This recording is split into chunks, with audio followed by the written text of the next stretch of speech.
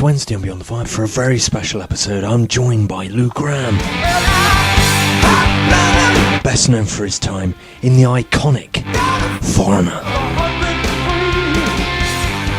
They asked me if I could stick around for a week and keep singing with them and stuff. I said, I'd like to. I says, but I only brought one change of underwear, 2 pairs of socks, and a couple of T-shirts. I says, I have nothing to stick around with. And they says, just come in tomorrow afternoon and we'll play some more, then go home. So we played some more, and they said, well, thanks, Lou, you did a great job, you know. And I says, oh, thanks for having me, but you didn't tell me. Am I in? Am I part of the band or not? And they said, oh yeah, we thought you knew that. I said, no one told me. Yes, you're part of the band.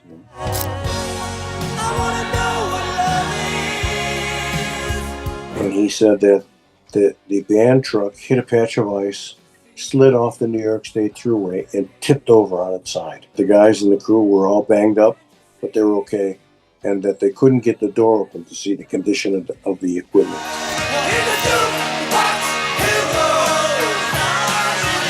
I feel like I want to help fly the flag for the band, the original band, and the current band right now in these waning moments and moments when we're getting so much attention.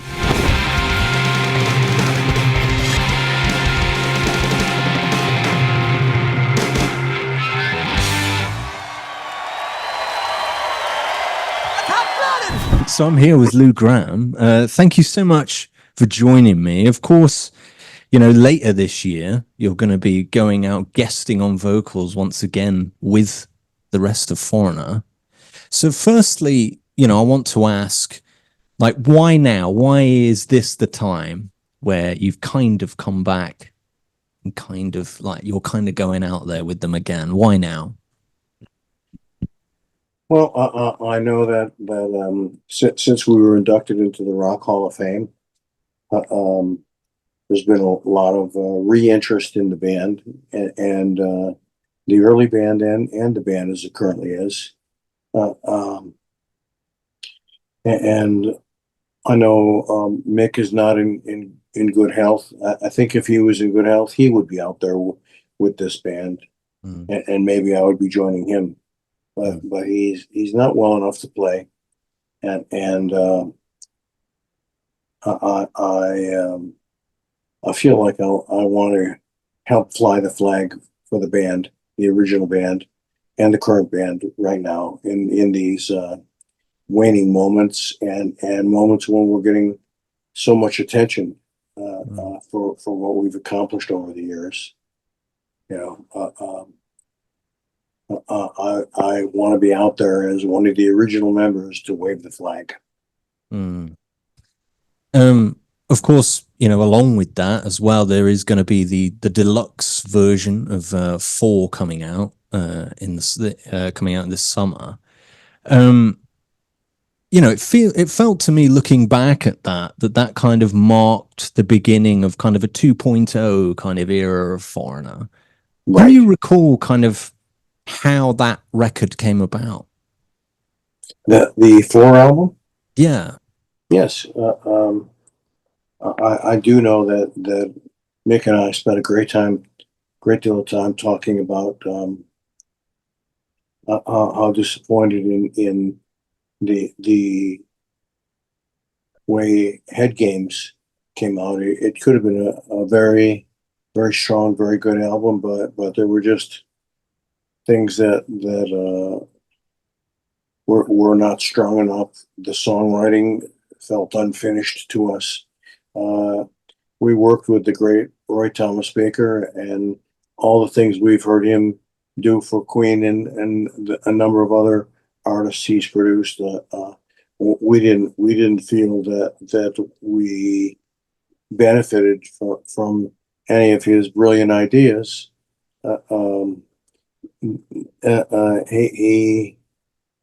didn't seem like he was coming up with any brilliant ideas. It was just seemed to us like a standard production, you know, and we waited for something that he would contribute that would would break it wide open. It never happened.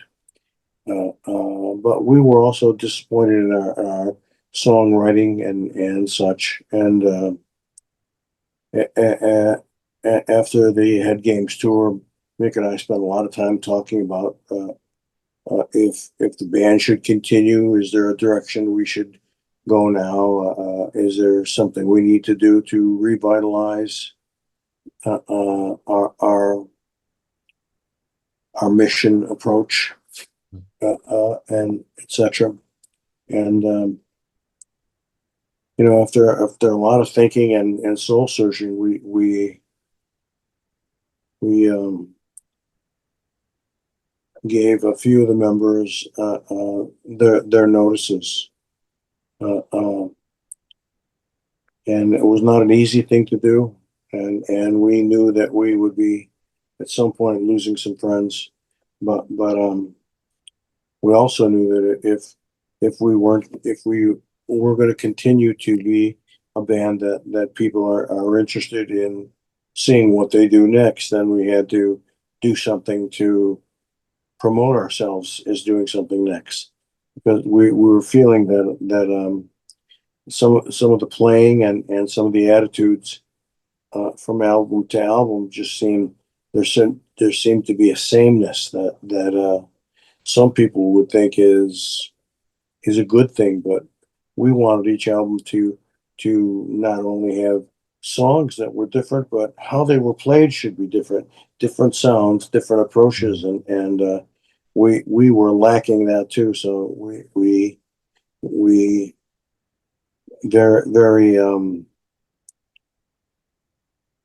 sadly gave some people in the band their notice, and it was a horrible thing to do after all the good times we've been through, but it just needed to be done. And so we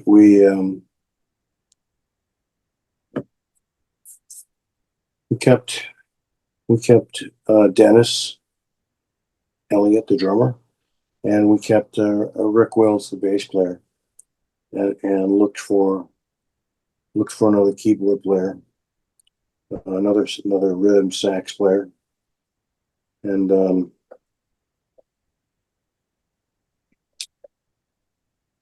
we didn't get any permanent members to fill those parts. We knew there were enough good players out there doing things that we could get their input just by guesting on the album and keeping the four members of the band intact. And for anything outside of that, we would search out creative talent to play one-offs on certain songs with the band and maybe tour. And that's what we did. And our concept of 4 and a 4 was pretty much almost anything goes. And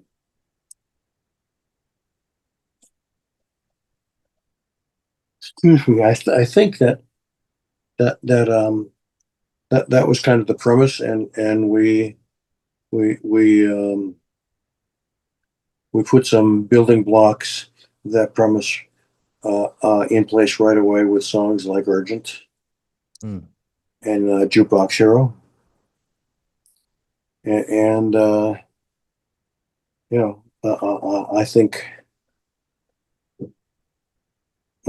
that songs like Waiting for a Girl and things that, a lot of the songs most of the songs were very different from each other, and could stand on their own, possibly even as a single. We were getting a tremendous amount of AOR airplay, and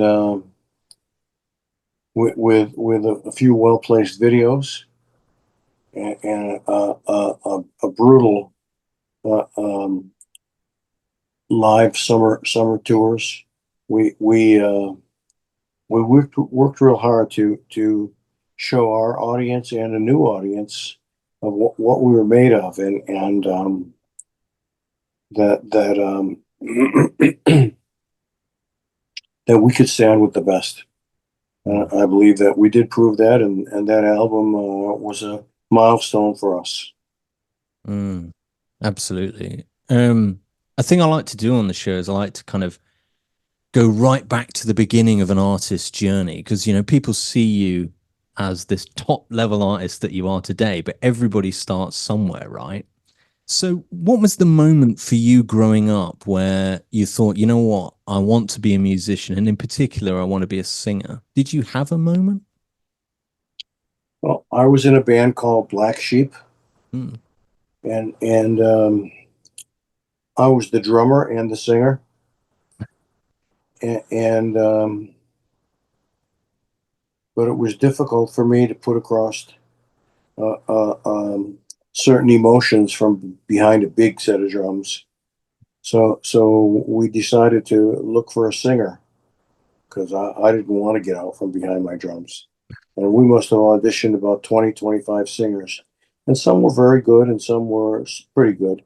But most of them didn't want to play original songs. They wanted to sing top 40 songs and make the quick dollar. And a lot of the ones that were interested in venturing out into writing their own songs and stuff were lacking in skills. And one day we were um, auditioning people, and we auditioned this singer who was pretty good, but didn't quite cut it.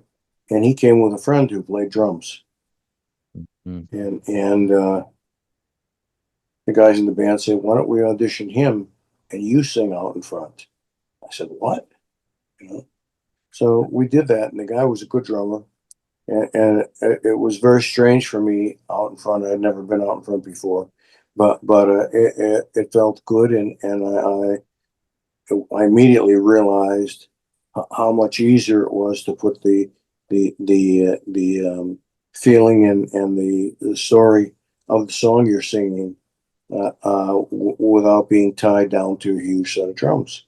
And, mm. and so we ended up getting this young guy to play drums, and we made the change, and I became the singer. And then with that we auditioned and garnered an album on Capitol Records. We actually had two albums on Capitol Records, and things were doing pretty good. And we got a big break when we were able to land being special guests for Kiss for a whole tour. And we played our first show in Boston, and we got a standing ovation on our first show. And we didn't quite know what to do. We started leaving the stage, and Kiss's tour manager said, "Don't you want to answer your encore?" And I says, "What? You getting an encore? Don't you want to answer your encore?" I says, "I didn't think we could." He says, "Go answer your encore." So we did. We went up and played another song, and the audience really loved that too. And we thanked them, and we thanked Kiss's tour manager, for letting us do that, and we were on top of the world. So we stayed at the venue and watched Kiss play, and they were great live, great. And then we got in our we had a big station wagon that took the band, and we had a truck that held three of our we had three crew members and our equipment, and the guys in the station wagon left early, and we got home about 4 in the morning, and I was in bed, and all of a sudden I got a call from our head of the crew, and this was in December, and he said that the band truck hit a patch of ice, slid off the New York State Thruway, and tipped over on its side. Wow. He says that the guys in the crew were all banged up, but they were okay, and that they couldn't get the door open to see the condition of the equipment. So I told them to keep me posted, and apparently they got a big flatbed truck tipped the equipment truck over on its wheels, put the truck on the flatbed and took it to a gas station where they unloaded it. And the crew guys were saying, "Can you come and pick us up? You know, we're freezing. We don't have any place to go, and this and that." So I got the bass player. We got in our band station wagon and drove back to Albany. That's where the truck slid off the road, and picked up the crew members. And we tried to get the door open to see the condition of the equipment, and it went up about 6 inches, and that's all we could see.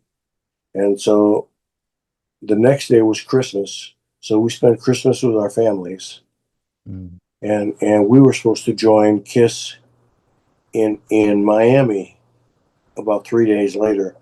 And so the day after Christmas, we got in our station wagon and drove back to where the truck was. By then, the guys in the gas station managed to jimmy the back door up, and we were shocked at what we saw. We saw the amplifiers, the mic stands had gone through the amplifiers, ripping the cloth material and destroying the speakers. The drums were slammed into by amplifiers, and the drums were not round anymore; they were oval. Uh, um, the B3 had the legs knocked out from under it and was sitting on the floor of the truck in a very horrible position. And just in general, everything that we owned that could make us a whole band was not only not functioning, but looked to us like it would never function again. Mm. So we told Kiss's manager our situation, and he said, "You should talk to the people at Capitol Records who have your contract and are putting your albums out. That you're on a big Kiss tour.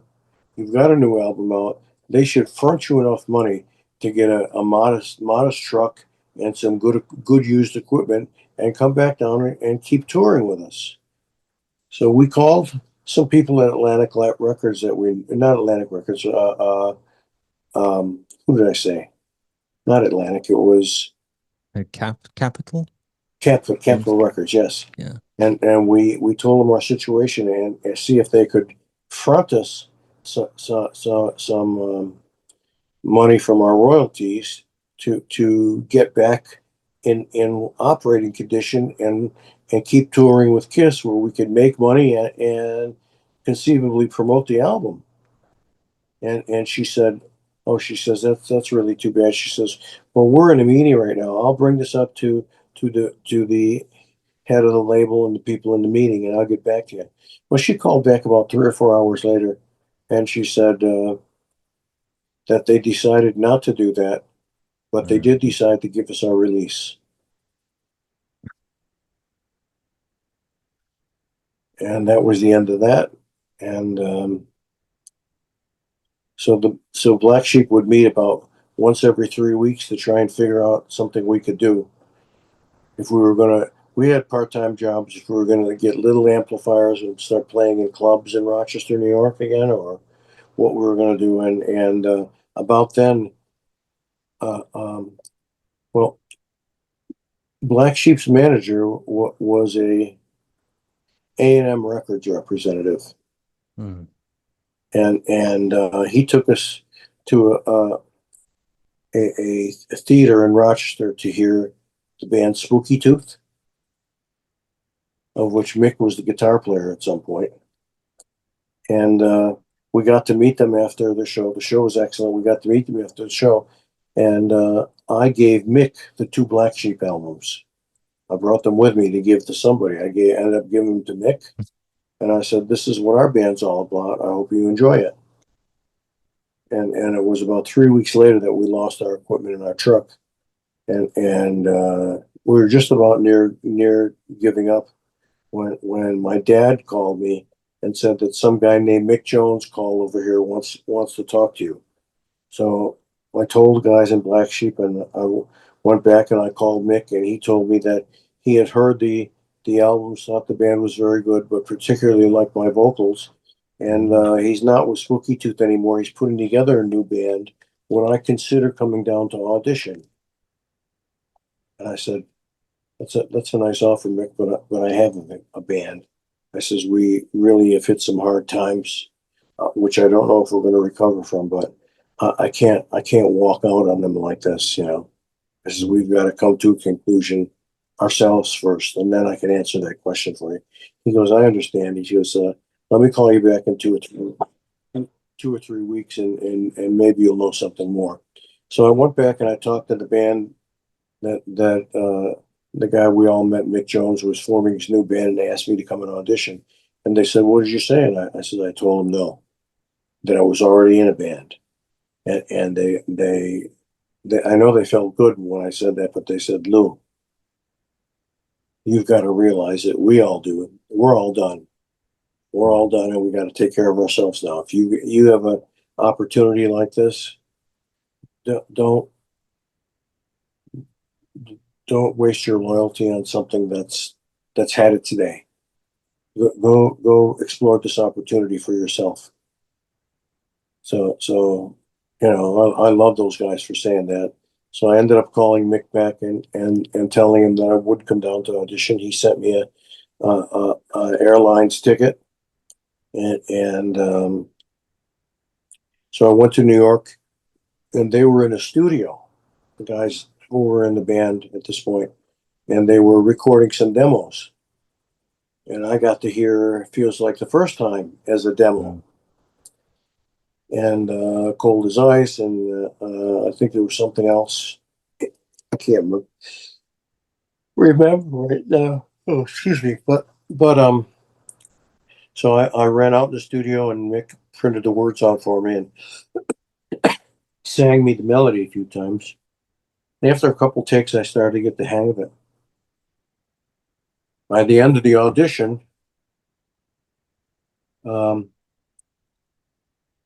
they asked me if I could stick around for a week and keep singing with them and stuff. I said I'd like to. I says, but I only brought one change of underwear, two pairs of socks, and a couple of t-shirts. I says I have nothing to stick around with. Yeah. So they says just come in tomorrow afternoon and we'll play some more, then go home. So we played some more, and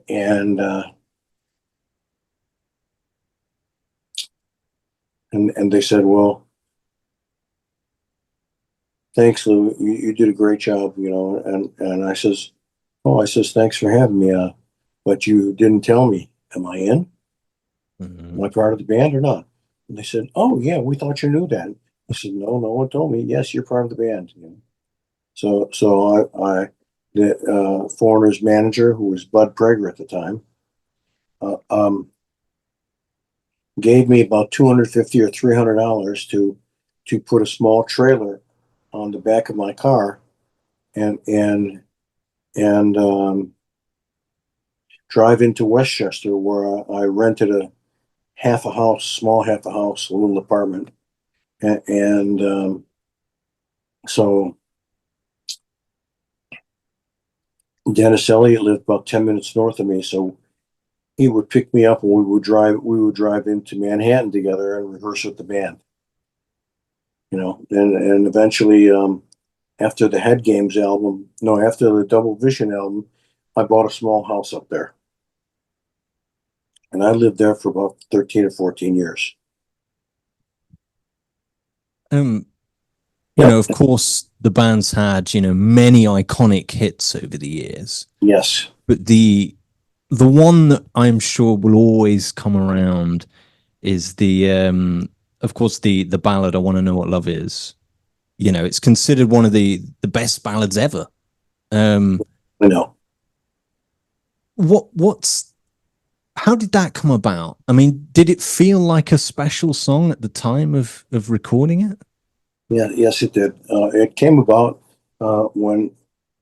So I lived in Katona, New York. That's in Westchester County, Mhm. and Mick had an apartment in Manhattan, but at some point he bought a house in I can't remember what the name of the town is, but he lived about 15 minutes away from me. So I would go over to his house and we would write songs together, you know. And that's where we came up with some of these good songs for 404. And so, excuse me, when he played "I Want to Know What Love Is" for me, just his voice and a small electric piano. Even with that, there was no drum machine, no nothing, just his voice and electric piano. I knew there was something there immediately, you know. Mm. And we started fleshing a song out, and I started singing the verses and stuff, and we made a lot of progress on the song, and it got to the point where a friend of Mick's, who was a representative for a black gospel label, heard the demo and said, "Mick, you don't need horns, you don't need strings, you need a black gospel choir on that song." And we stopped and we thought for about 3 seconds, and we go, "Oh my God, you're right." He says, "I'm not talking about two fine black girls singing sleazy backup." He says, "I'm talking about a full on church gospel choir." So there, his black label that he worked on had about 4 or 5 gospel choirs on their label. Mm. He recommended the New Jersey Mass Choir, and well, so the music was done first. While they were doing the music, then the choir came in, and Mick was working with them on their parts. And I was still singing my lead vocals in the studio room right next door with just an engineer, just me and the engineer. Usually when I'm doing that, Mick sits right next to me, makes suggestions and Mm. tells me I think it should go in this direction, or can you try this, Lou? He didn't do any of that because he was so uh, uh, uh, busy with the gospel choir. It was just me and the engineer.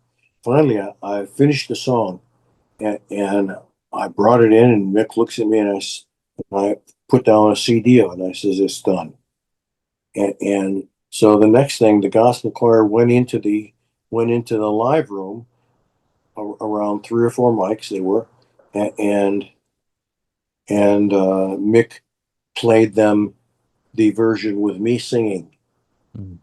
for them to sing to, you know, and it was so moving, you know, and some people from Atlantic Records were there. Ahmet Erdogan was there, the chairman of WIA, and I'm starting to tear up a little bit, but I look to the left of me, and there's about 6 people sitting next to me, and they're all crying their eyes out because the song was so beautiful, and the message was right there, and so that was a special day I'll never forget. Mm. And you never know how you're going to do, but we felt in our gut that we had something. Yeah, yeah. Obviously, you're going to be out there performing some songs again. Is Yes. there any is there any songs out of all of these hits? I mean, there are so many. Is there any that like you still look forward to in particular? Is there any that you think, oh, you know what? I after playing it even a million times, I feel like I'm excited for this. Yes, there's quite a few. I mean, Hot Blooded, Mm. Double Vision, Jukebox Hero. There's a lot of them, and I still enjoy playing them. I play them when I'm on the road with my band, Mm. and it's fun to play them with the New Foreigner. I've been doing some shows with them, and it was awesome to sing it on the Rock and Roll Hall of Fame induction Mm. with Kelly Clarkson. Did you see that at all? Yes, yes. Yeah, that was magic. And So yeah, the old ones, they don't get tiring to me because they're standards. They're songs that I think will be around forever. Mhm. It really will be. I hope so. Um, I think they will. I think you're perfectly safe there. A question I like to finish on that I ask every guest. It's a bit of a hypothetical one. Um, if you could work with one musician from the past and one from the present, who would they be? Of course, you know, you're in a unique position to where you've performed with so many amazing people over the years. But is there any that have kind of passed you by that you wish you could go and just pull out? That's a good one. I think as far as players from the past, that Mm, might be John Lennon, mm, and one from current players that are performing these days. I think Steve Winwood. okay. That's it. That's a Interesting. pretty good duo, isn't it? Yeah, I was going to say that's an interesting combination. No, I love it. I think that's great. I mean, I can definitely see the John Lennon kind of connection, like the particularly with the songwriting as well. I think Yes. I Thank can you. see it with your voice and those lyrics. You know, something special there. Well, Did it's you been such did a you know pleasure. did you know a number of years ago, back in the early '90s, I got a chance to go play in Liverpool for the John Lennon Memorial. Really? No, I Was didn't pick that up. was on the docks of Liverpool, and it was a all-star trio Mm, from England, guitar, bass, drums, and keyboards, an orchestra, and they had singers coming from all around the world to sing two Lennon songs, mm. and the docks were full of people, full. There, I don't know what the count of people was, but there was so many of them, and so, you know, one at a time, we all got up and sang two songs. I think I'm trying to think what I sang.